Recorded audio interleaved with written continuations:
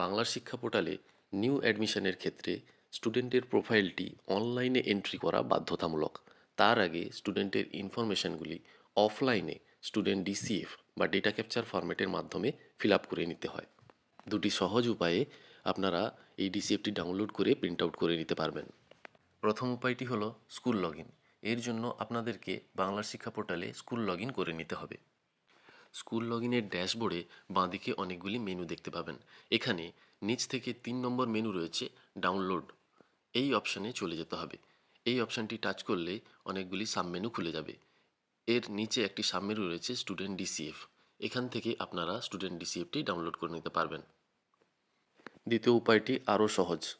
বাংলার শিক্ষা পোর্টালে স্কুল লগ ইন না করেই আপনারা এই স্টুডেন্ট ডিসিএফটি ডাউনলোড করতে পারবেন।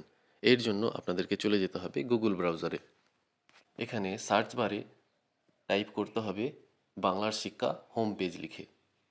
প্রথম যে সার্চ রেজাল্টটি আসবে আমাদেরকে সেখানে চলে যেতে হবে। এখানে এলে বাংলার শিক্ষার হোম পেজটি খুলে যাবেন। এখানে একটি অপশান দেখতে পাবেন বই চিহ্নের মতো।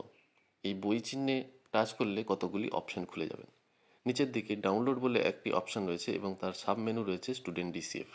আপনারা এখান থেকে স্টুডেন্ট ডিসিএফটি খুব সহজেই স্কুল লগ ইন না করেই ডাউনলোড করে নিতে পারবেন। তাহলে বন্ধুরা দেখলেন কিভাবে স্কুল লগ ইন করে এবং স্কুল লগ ইন না করেও স্টুডেন্ট ডিসিএফ সহজেই ডাউনলোড করা যায় এবং সেটি প্রিন্ট আউট করে নেওয়া যায়।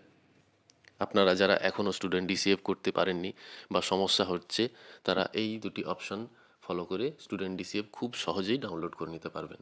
ভিডিওটি দেখার জন্য অসংখ্য ধন্যবাদ।